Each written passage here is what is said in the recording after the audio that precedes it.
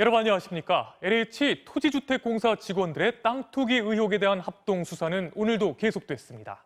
특별수사본부는 주말인 오늘도 전 직원이 출근해서 수사를 이어갔는데요. 투기가 의심되는 직원 20명의 휴대폰과 컴퓨터 분석 작업이 거의 마무리 단계에 들어갔습니다. 이르면 다음 주부터 직원들을 직접 불러서 조사한다는 계획입니다. 이런 가운데 어제에 이어 오늘 또다시 LH 직원 한 명이 숨진 채 발견됐습니다. 저 소식 손하늘 기자가 보도합니다. 경기도 파주의 한 농지. 오늘 오전 이곳 컨테이너에서 58살 남성이 숨진 채 발견됐습니다. 바로 옆 주말 농장 방문객이 시신을 발견해 주변에 알렸고 이웃 주민이 경찰에 신고했습니다. 숨진 남성은 LH 파주 사업본부의 차장급 간부였습니다. 개발이 한창인 인근 운정신도시의 아파트 공사를 관리 감독하는 역할입니다. LH의 전기 감독했었어요. 아파트 같은 거 공사를 하면 전기는 들어와야 되잖아요. 경찰은 숨진 간부가 가족들에게 미안하다는 문자를 보낸 점 등으로 미뤄 극단적 선택을 한 걸로 보고 있습니다. 지난 12일 한 인터넷 매체는 이 직원이 5년 전 땅을 산 뒤 근처에 고속도로 나들목과 산업단지가 들어서 개발 이익을 봤다며 부동산 투기 의혹을 보도했습니다. 당시 이 간부는 사실이 아니라고 해명했습니다. LH 부분이 뭐가 있으니까 너 뭐 있냐? 그러니까 제가 뭐가 있어요. 그러면서 기자가 왔었다 이렇게만 얘기를 하나. 뭐 체크를 하더라. 왜 여기에 뭐 컨테이너 이런 부분. 경찰은 며칠 전 이 간부의 사전 투기 의혹 첩보를 접수했지만 아직 내사에 착수하지 않았고 접촉한 적도 없었다고 밝혔습니다. 경찰은 이 직원이 숨져 공소권은 없지만 의혹이 제기된 부분은 확인하기로 했습니다. 이틀 연속 LH 직원이 숨진 채 발견되면서 경찰도 당혹스러워하고 있습니다. 경찰은 안타까운 일이 벌어졌지만 수사의 중심은 흔들리지 않을 거라고 밝혔습니다. 정부 합동특별수사본부는 주말이지만 오늘도 전 직원이 출근해 수사에 속도를 냈습니다. 정부 1차 조사에서 투기가 의심됐던 LH 직원 20명의 휴대폰과 컴퓨터 분석 작업은 거의 마무리 단계에 들어섰습니다. 경찰은 증거 분석 작업이 끝나는 대로 이르면 다음 주부터 LH 임직원들을 잇따라 불러 조사할 계획입니다. MBC 뉴스 손하늘입니다. 다음 달부터 일반 국민들의 코로나19 백신 접종이 시작됩니다. 정부는 일반 국민 중 65세 이상, 그중에서도 상대적으로 나이가 더 많은 어르신들을 대상으로 우선 접종하는 방안을 검토하고 있습니다. 김성현 기자가 보도합니다. 다음 달부터 일반 국민들도 코로나19 백신을 맞을 수 있습니다. 현재 요양병원과 요양시설의 입소자와 의료진 등 우선 대상자의 74%가 1차 접종을 마친 만큼 접종 대상을 늘려 집단 면역 형성 속도를 끌어올리겠다는 게 정부의 목표입니다. 일반 국민 대상은 65살 이상, 그중 나이가 더 많은 사람들부터 검토되고 있습니다. 항공승무원과 특수학교 교사, 보건교사 등도 접종 대상에 포함될 전망입니다. 올 상반기 접종 목표 인원은 모두 1,200만 명. 정부는 백신 도입 물량 등을 따져 구체적인 접종 대상 범위와 시기를 모레 확정 발표할 예정입니다. 일상 회복의 관건은 신속한 백신 접종이 있다고 보고 다음 주부터는 시군구, 읍면, 동별로 대상자에 대한 동의 절차를 신속히 진행하겠습니다. 당국은 백신을 맞은 뒤에 건강 상태도 일정 기간 수시로 확인할 계획입니다. 접종 뒤 갑자기 숨질 수 있는 걸로 알려진 중증 전신 알레르기 반응, 아나필라식스와 관련해선 사망이나 중증 이상 사례가 없다고 밝혔습니다. 신고된 케이스들은 일단은 의심이 돼서 신고는 됐지만 진단 기준에 합당한지에 대해서 다시 한번 검토를. 오늘 국내 신규 확진자 수는 409명, 이틀째 500명대에 육박하면서 지난달 19일 이후 최고치를 기록했습니다. 최근 일주일간 하루 평균 지역 발생 확진자 수도 428명, 거리두기 2.5단계 범위에 재진입했습니다.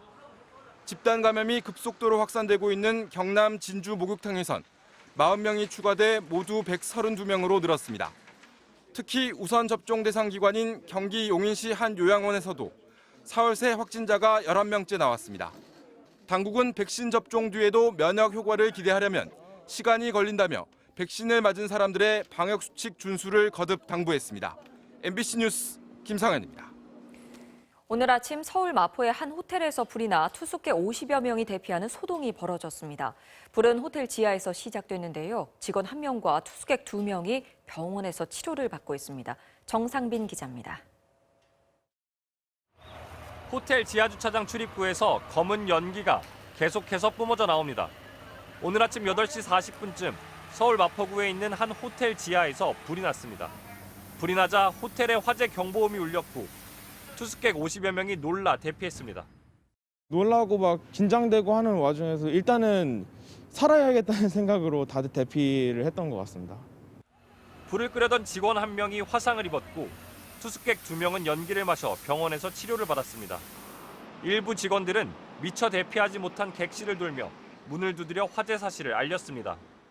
불이 난 지 3시간이 지났지만 아직도 이곳 호텔 주차장에선 매캐한 냄새가 나고 있습니다. 불은 지하 2층 재활용품 보관소에서 시작된 걸로 추정되는데 쌓여있던 종이 더미들이 다 타버려서 정확한 원인은 아직 밝혀지지 않았습니다.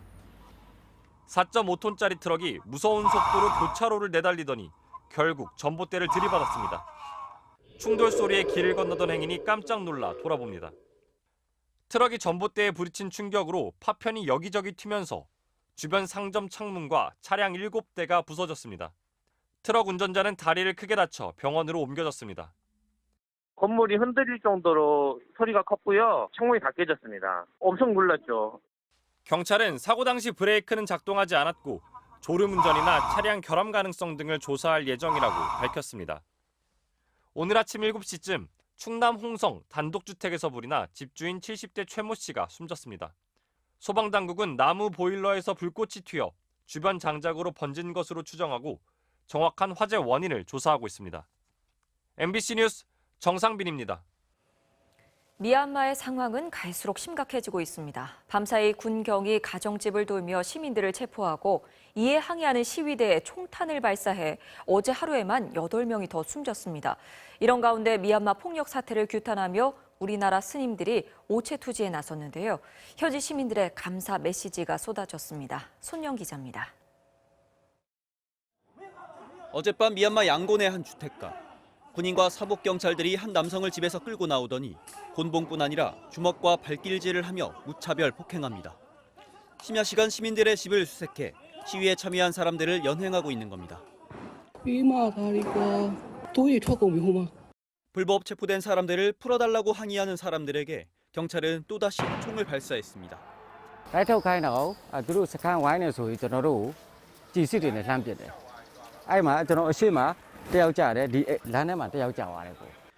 현지 매체는 어제 하루에만 양곤과 만달레이 등에서 8명 이상이 숨졌다고 보도했습니다. 군부가 저녁 8시 통행 금지령을 내렸지만 시위대는 이에 맞서 심야 시위에 나서는 등 불복종 저항 운동은 더욱 거세지고 있습니다.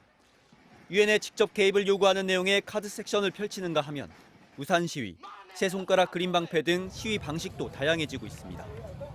하지만 도시 곳곳에서 대나무창과 모래포대, 벽돌 등으로 만든 바리케이트를 사이에 두고 산발적인 충돌이 이어지는 등 긴장감은 고조되는 분위기입니다. 이런 가운데 미얀마의 민주주의를 위해 오체 투지에 나선 한국의 스님들에게 미얀마 현지에서 감사의 메시지가 쏟아졌습니다. 저희의 기도가 이루고 앞으로 이 공부가 더 잔인한 이런 짓을 하지 않기를 간절히 바라겠습니다. 그리고 애써주신 스님들 너무 감사드려요. 감사합니다. 아웅산 수치 국가고문 측도 군부의 만행을 국제사회에 호소하겠다며 해외 인권 전문 로펌과 계약을 맺었습니다. MBC 뉴스 손영입니다. 미국, 일본, 인도, 호주 4나라가 정상회의를 통해 본격적인 중국 견제에 나섰는데요. 다음 주에 미국 국무장관과 국방장관이 우리나라를 방문할 예정이어서 우리에게 전해질 중국과 북한 문제에 대한 미국의 구상이 주목되는 상황입니다. 워싱턴에서 박성호 특파원입니다. 미국, 일본, 인도, 호주 4개국 정상이 중국 견제에 한 목소리를 냈습니다. 넷이라는 뜻의 쿼드라는 연합체로서 민주주의 가치라는 서로의 공통점을 부각시키며 그렇지 않은 중국을 겨냥했습니다. Free and open Indo-Pacific is essential. We are united by our democratic values. It is the Indo-Pacific that will now shape the destiny of our world. 네 나라는 중국의 팽창주의에 맞서는 첫 번째 대상으로 코로나 백신을 택했습니다. 인도의 백신 생산 용량을 내년 말까지 10억 회 접종분으로 늘리도록 자금을 지원해 자체 개발한 백신을 개발도상국에 공급하는 중국의 백신 외교를 견제하기로 했습니다. 이뿐 아니라 남중국해 해상 안보와 기후변화, 통신기술 등 중국이 민감해할 부분에서도 협력하기로 했습니다. 워싱턴 포스트는 오바마 시절 아시아로 중심 축을 옮기려던 미국 외교를 언급하며 쿼드를 바이든판 아시아 중시 외교라고 칭했습니다. 마침 다음 주 중반 미국의 국무국방장관의 첫 해외 순방지는 유럽이 아닌 아시아의 동맹국 일본과 한국입니다. 그래서 중국의 영향력을 억제하려는 협의체 쿼드에 한국의 참여를 요구할지 관심인데 외교 당국자들은 쿼드의 성격 자체가 아직 정립되지 않은 초창기여서 다른 나라로 대상을 확대하려는 단계는 아니라고 선을 긋습니다. 사실 한국 입장에선 바이든 행정부의 대북 정책 검토 결과가 최대 관심사입니다. 미국 국무부는 완료가 임박했음을 시사했습니다. We're working expeditiously, and I think maybe in the coming weeks we will be able to complete the review. 중국에 맞서고 북한 핵에 대응해야 할 미국 입장에선 한미일 공조가 최우선 과제입니다. 블링컨 국무장관은 오바마 행정부 시절에도 한일 관계 개선에 적극적이었지만 강제징용과 위안부 문제 등으로 얽힌 현재의 한일 갈등에서 접점을 찾아 중재하기는 쉽지 않다는 게 외교가의 관측입니다. 워싱턴에서 MBC 뉴스 박성호입니다.